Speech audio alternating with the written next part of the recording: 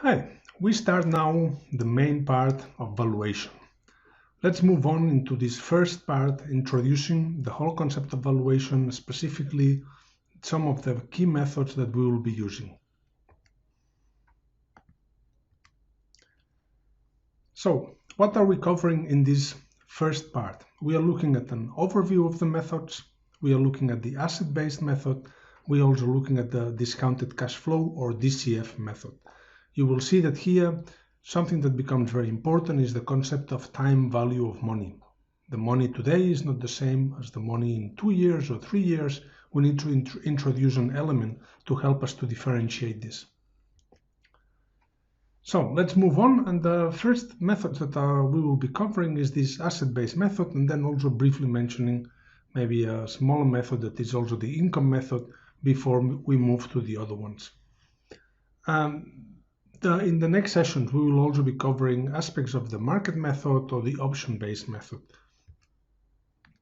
So first of all, what is the asset-based method? So basically what we try to do here is to estimate the fair value of tangible or intangible assets. You can just imagine, we look at the balance sheet of a company and we try to say, okay, those assets that are here, yes, they are correctly valued or not. And this would be the way that we will be giving a value, a number to the company. We will just be looking at the assets in the balance sheet and we said, okay, this company is worth that much, subtracting then, as you can imagine, the debts or other things that they might have. This asset-based method is used in particular when situations when the company has not generated any goodwill. So the company is worth what it has. Because, for example, the company has no sales, no reputation, no brand, nothing else. Basically, what it assumes is that the business or the project or the company is basically a collection of assets. This is sometimes being used in early stage of seed capital when they want to liquidate the company. They basically look at, okay, nothing has happened, but what assets do they have? Maybe some computers, some tables, maybe some equipment or devices, and the company is worth as much as those assets, and now we can liquidate it. To get a feeling on what does it mean, this asset-based method, what I would suggest now is that you stop the video and you look at this activity. The activity consists in trying to estimate the value of different elements that are mentioned here. So just imagine that you want to find what is the value of a factory space of 2,000 square meters. It can be near your street where you live, in a place like this. Also, if you have to estimate the value of 20 computers, they are all fantastic iMacs from 2014. How would you find that value? The same for desk and office chairs, and now also try for a small van. Like for example, like here, I put you even a model in a year, the Ford Transit Sport. What you will find is that as you spend now a bit of time trying to estimate the value for each of them, the buy side and the sell side might follow different strategies on trying to find a range of values. Ideally, if you can, try to do this exercise with a colleague. Drop an email or reach them and try to propose that, okay, you take the buy side, I take the sell side, or vice versa. Here, the whole objective is that you will find that, for example, to find a factory space, you might need to find what is the best equivalent to factory space value in your area. Is it residential price per square meter? Is it office price per square meter? You will need to keep digging to see, okay, how does factory space get assessed in this type of real estate markets? The same will happen when you look at the iMacs or when you look at your desk and office chairs. Where can you find used products like these ones? Maybe you don't find the specific iMac, but maybe you find a similar iMac from another generation. Can you do an approximation on what would be the value for that one? And the same will happen with the Ford Transit Sport. You don't know what the specific model it is, but you know it's more or less this one. You don't know the power or the length, but you can do already an estimation. You also don't know how many kilometers has it done, but you can create this range of values. By engaging in this exercise, you will be able to get a feeling on the challenges that we have when we try to approach and do these quick valuations of things that are not like new and that we cannot find the price easily on the market. We need to find the best asset-based method, that valuation that we can do of that asset. We are moving now to a different method. This is the income method. In the income method, we try to combine three elements. Here we are not talking anymore about the assets or the static value of things. We are trying to value things because of their future cash that will be generated. What we use here is also the concept of free cash flow and the concept of cost of capital. Those concepts, you need to understand them as we move into this method. How is it done? Basically, we follow three steps. First, we have to project each year. So your project or your organization, each of the following years, how much free cash flow will it be able to generate? You need to determine what is the discounted value of those future cash flows, and then you basically need to aggregate those values. So for each year, you need to update and how many years is this in the future, bring it to the present value, aggregate it, and this way you will have this approximation with the income method. As you can see here, we have just introduced quite a few things that are new. Let's go then step by step. The first thing is, this might be a bit confusing, is usually called the income method, but we are actually using free cash flow, not the net income of the company. How do I get to the free cash flow? Basically, what we are trying to find here is these future cash flows, so not only to the shareholders, but also maybe to the creditors. So it's basically the total cash being created in the company. That's why the concept of free cash flow, that is not subject to the creditors that will want to get some of their money back, or is not kind of already used for other elements in the company. So it's mostly the largest amount we can find on free generated cash. So what we need to do here, and it's important to understand, is that we start, when we look at the income statement, and we start with the net operating profit after taxes. We need to adjust it because maybe there are some capital expenditures, you need to be able to find them. Then you need to be careful because you need to adjust it also for the profit after tax interest. So the interest that are being, the projected and after tax interests that are being paid for the debts that the company might have. And then you need to add also the changes that there might have been in the net borrowings, whether the company has been actually lending money to other companies or actually borrowing money, because this might actually affect our calculations of the free cash flow. And this way we will be able to get the value that we were looking. So if you keep moving forward, what we are able also to see is that the difference between what we were seeing before, that the free cash flow to the equity or the free cash flow to firm, is a small minor element. But this will have implications also in the future, because depending on how are we calculating it, what we are finding is the whole enterprise value or the firm equity value. Here in this case, if we use this free cash flow to firm, basically what we are getting as a result is the whole enterprise value, because what happens in relation to the previous one is that here we are subtracting the projected change in net borrowings. So if we are getting money from debtors or from other, like say the banks are helping us, and also we need to add the effect of this, let's say, taxes or interest, that we have to pay for our financial commitments. What you might get a feeling here, to also try to clarify this point, this is the difference between looking at an apartment and thinking, okay, this apartment is generating us rents because we are able to rent it per weeks to tourists that are coming or to other people. And then I just say, okay, the value of the apartment is actually all the free cash flow that it generates with all the rentals that we do with this apartment or building, if you want. What we are doing now here is saying, no, we cannot use the whole apartment as it is.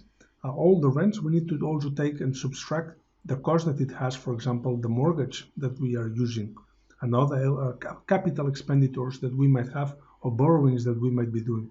This is the difference between this enterprise value minus the market value of the debt that also the apartment might have, because we've been mortgaging it, and then we get the more, what we will call the clean equity value of the firm or the project. Before we, again, this is something that we will need to spend more time in next sessions to clarify you to fully understand these concepts. What we want to clarify now is also why is different the present value of a future cash versus the numerical nominal value of that future cash. We differentiate two things, the present value and the future value, and then the number of years, and we also need to have the discount rate. What then you will see as an example is what is the present value of 4 million euros in 10 years at a discount rate of 10%, and we can see that this is almost like 1.5 million euros. What it basically tells us is that at this discount rate, we would only put now like 1.5 million euros in the bank, and we should be getting 4 million euros in 10 years if this was the discount rate that is the same as the interest rate when we go forward. So basically also what it means is that if we have a project that promises that in 10 years it will generate 4 million euros, today we only should be paying maximum for this project 1.5 or 42 million euros in this case. Because this kind of helps us to understand as we move forward or backwards from a specific date, what is the present value of that money. The more you go in the future, the more this effect is exponentially charging on the flow of money, as you can see.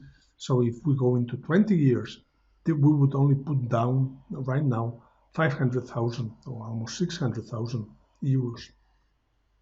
Again, this is assuming this discount rate. We call it discount rate because we take it from the future to the present. If it was from the present to the future, we would be talking about the interest rate. So basically what is happening here is that we are looking at different times, different cash flows in the future, and we are trying to bring them to the present day. There is always this question that what happens with the last cash flow. So how do I calculate that? And usually what we do is if let's say that this is an apartment that you could keep renting forevermore. So actually it doesn't close after 5 years. So then we create this concept of the terminal value. We use the last year cash flow, and when we divide it by K minus G. I'm going to explain next what is K and what is G. So K and G basically are two elements of the Gordon-Shapiro constant growth model. This basically was a way to help people to estimate the net present value of a perpetual cash flow. And you can think about the perpetual cash flow again, this apartment that it's for rent and every year you get it rented, and you would like to say, okay, how much is this worth? This is a perpetual cash flow that it generates, every year it generates this 10,000 euros. So then you would like to get what is the present value of this perpetual cash flow. So the calculation, the suggestion here is to go into the last year that you can forecast, and then basically either you use that year's forecast or the following one, but basically then what you are doing is you are adjusting it by the cost of capital minus the growth rate, this perpetual growth rate. In any example that you do, you always have to be careful that the growth rate cannot be higher than the cost of capital, because otherwise, as you can imagine, the division gives you a negative number and it doesn't make sense. It's also to say that if you think that that asset is going to be growing above the cost of capital, then it would become kind of an unusual type of asset, because then it's kind of it's a kind of a source of unlimited wealth that you would have there.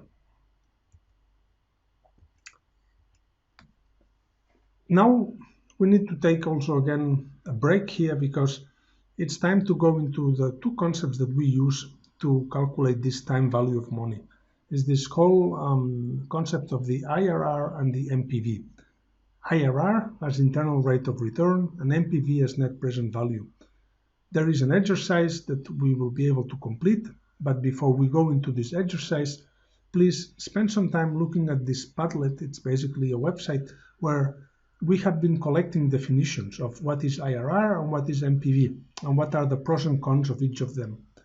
This space will help you also to familiarize yourself with the definitions and the formulas that we need to use for IRR and NPV.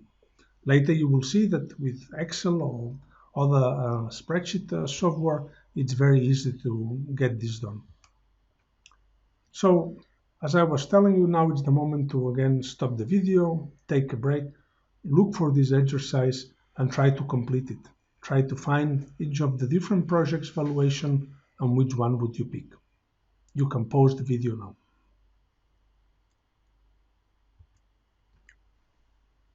So we continue. Now what we have been able to see is we need to understand the present value of future cash, the free cash flow calculation, and now we need to understand a bit better what is the cost of capital, this K that we've been using. The concept of K is a bit complex because it basically tries to capture a lot of uncertainty and risk elements into one package. So basically the cost of capital is the rate of return that is required by the suppliers of long-term capital to the company. When we think about long-term capital, we might be thinking about equity holders, or shareholders, people that have been putting money in the company not for the short term, but actually for a long term because they believe in that project. But they require some type of return. What happens? Companies that invest in assets expected to generate cash flows, but very risky, will have to pay higher costs to raise capital. Very promising projects, very risky, higher cost of capital. Also, the higher the discount rate, the lower the discounted value. So if cost of capital has an impact or behaves kind of as a discount rate, we already know what happens. The higher it is, the less present value will have this project for us right now. This means that people will be willing to pay less. Higher risk, higher discount. The higher the cost of capital also means that then the valuation would be lower. So more stable, mature projects will get better valuations if they have the same cash flows. And that's the trick. Usually high risk or higher cost of capital is because we also expect bigger growth in cash flows. But we will look at this in the next sessions. The more milestones in the company has reached, the lower the cost of capital. Or again, this is what we expect. The more the company has been already able to show that they can have sales or that they can have clients in the market, that they can launch products, we also should expect that the cost of capital for that type of company would be lower than a company that maybe have not yet been able to make any single sale or has not finished their first product.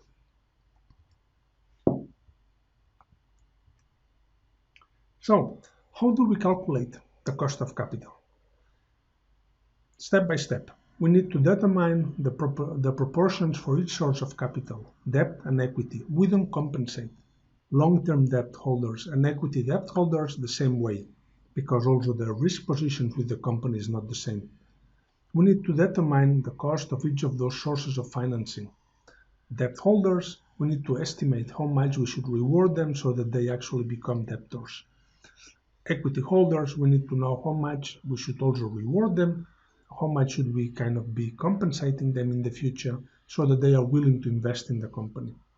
And then what we do a weighted average of these costs. What we get as a final product is this concept of WACC, the weighted average cost of capital.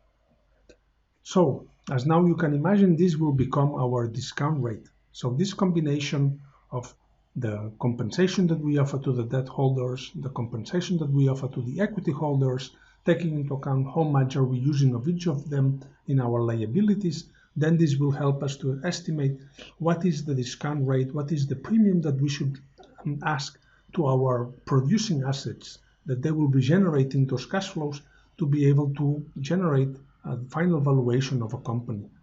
So the value of the firm will be nothing else but this combination of the accumulation of the different cash flows brought to the present by adjusting it through this weighted average cost of capital.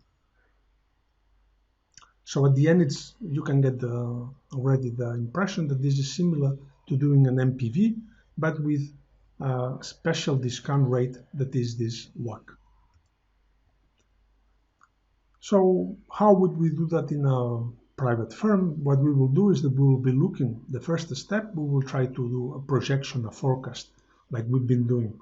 Then we will try to determine what will be the value of this project using the WACC. What we get at this point is the enterprise value. So is this the value of the apartment without taking into account that maybe the apartment has a mortgage behind?